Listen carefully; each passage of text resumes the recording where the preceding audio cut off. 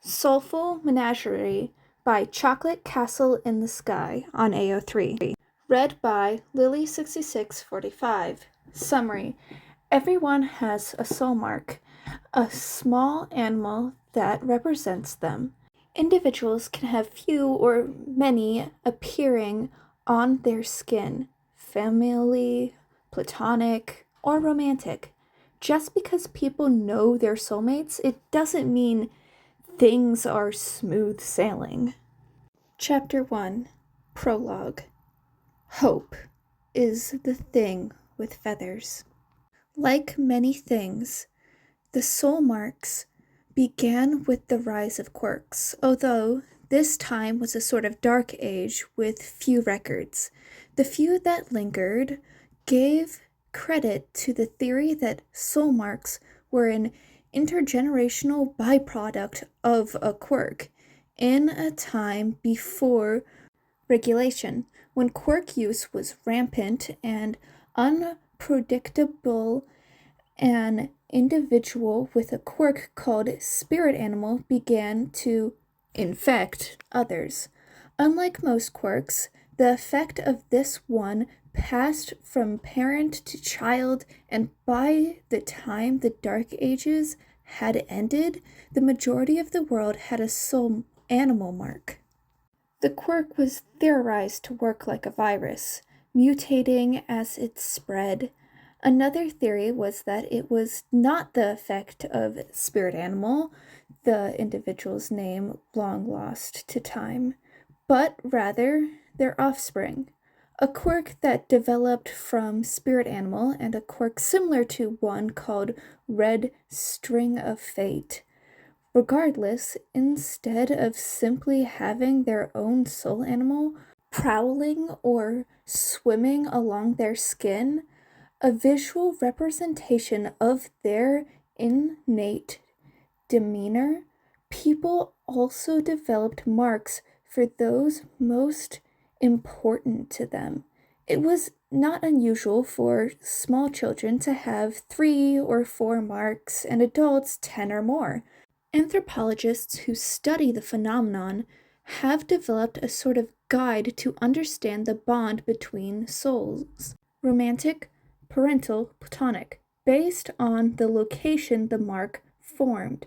Mothers would become aware of their pregnancy now not by a missed menstrual cycle, but by an amorphous color on their wrist. Identical romantic partners would appear over one's heart, though those are the least common of marks. Only around 70% of the world's population has one. Parental soul marks would appear along the shoulders of the child. These have become some of the most controversial, as there were times when the soul marks of a child did not match theirs of their parent. The least predictable was that of platonic soul marks.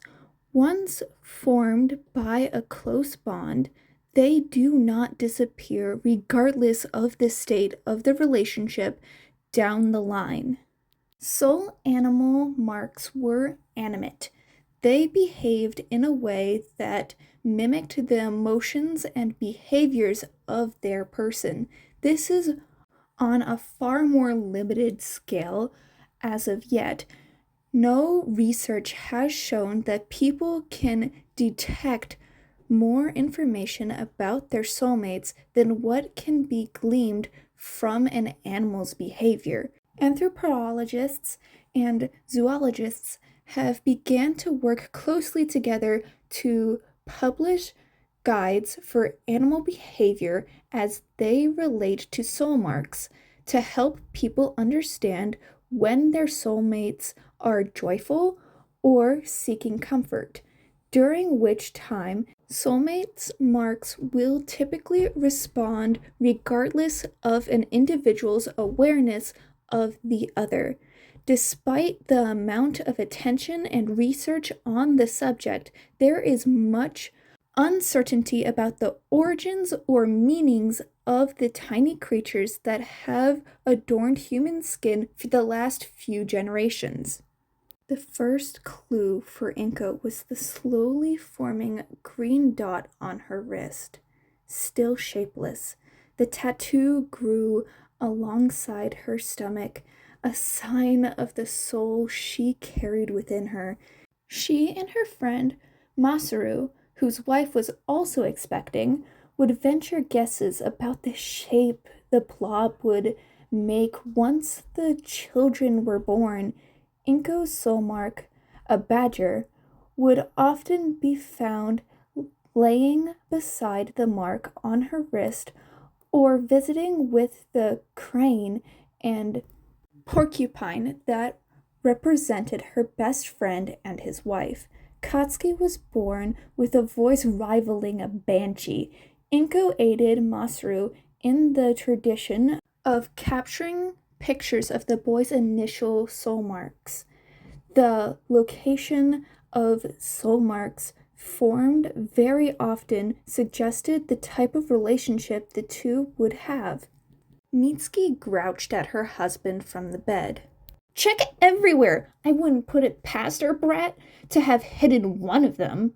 She cackled when the brunette gave an exasperated but fond sigh. Masaru carefully held the red-faced infant to his chest, allowing Inko to photograph the crane and porcupine on his left shoulder and her own animal on the right.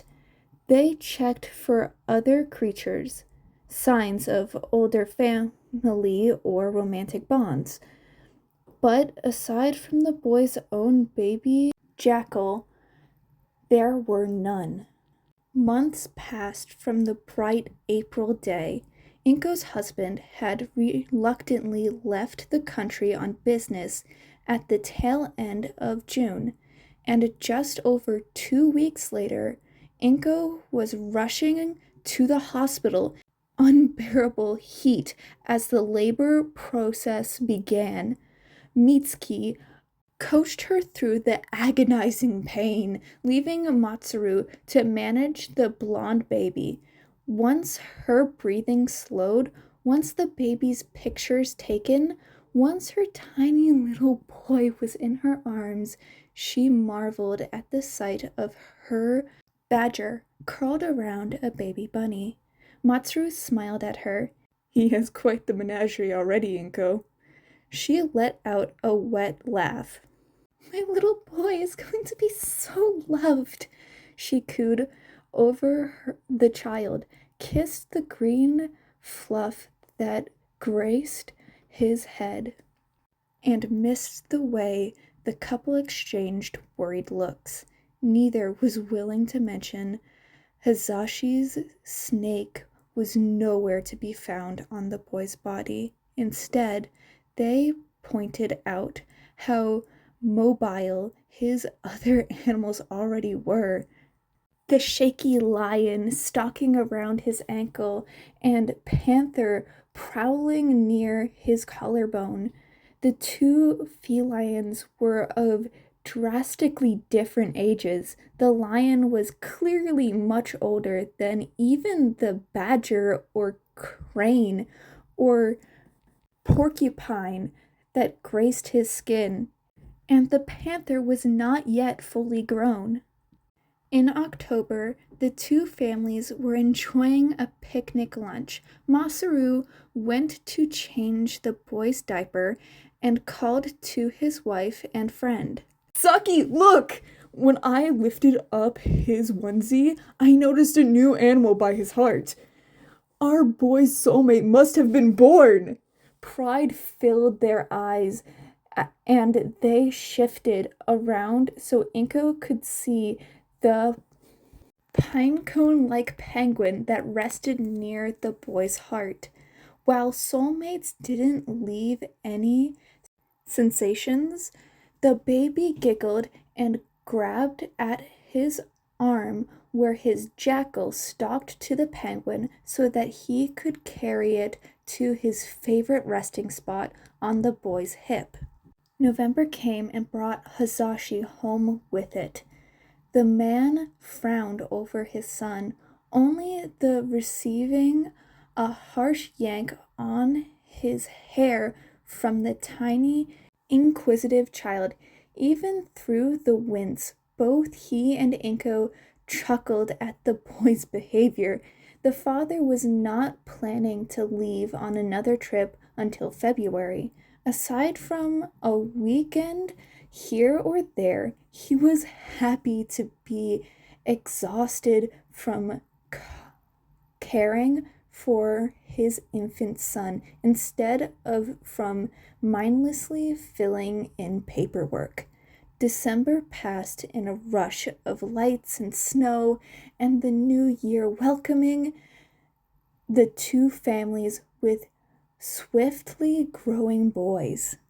Katsuki was getting into everything, crawling around to explore, and screaming furiously when something was taken away from him. He was after his all-made ball when his attention was stolen by his friend, and he started to grab at Izuku's clothes, causing the boy to cry out. Inko gasped when she removed the tightly balled fist from her son's shirt. "Oh, look! His soulmate must have been born!" A small red panda lay by his heart, quickly joined by Izuku's bunny and his soulmate's panther. A distant part of her considered that his romantic soulmate would share a familial soulmate with him, but she was quickly torn from any contemplations with a startling, though painless, slap to the face. Her attention returned firmly to 5-month-old in her arms. Shota Aizawa was changing in the locker room after an intense hero class when his friends noticed a new animal on his shoulder. A tiny green bunny joined the small purple kitten that rested there. New familial soulmates, and most likely in a parental capacity. "Oh, Sho! It's so cute! A little bunny to join your little kitty!" Shota's panther joined the two animals, lifting the kitten by the scruff of its neck when it started batting at the bunny. "Already parenting!" "I'm not sure why you're so excited. It's not your mark." He put on his uniform shirt and began to button it. "Besides, we don't want to be late for class." A lanky arm was slung over his shoulder, electing a disgruntled sigh from the teen. "I just think it's sweet," the blonde pouted. "And unfair. Why do you get another when I don't?" The same kitten that had inspected the bunny slunk around Hazashi's wrist. "Yeah, but we're sole parents. Wouldn't it make sense to show up on both of us, like the kitten?" "Maybe, but that's the future. A lot could happen between now and then." The chatter continued around Aizawa, who contemplated his boyfriend's words. Several months later, to Hazashi's extreme joy, a red panda would join their kitten. Yagi didn't have many soul marks. That wasn't a concern for him. It wasn't safe to be connected to the symbol of peace. He had a frozen one from his late mother and a frozen one from his late mentor.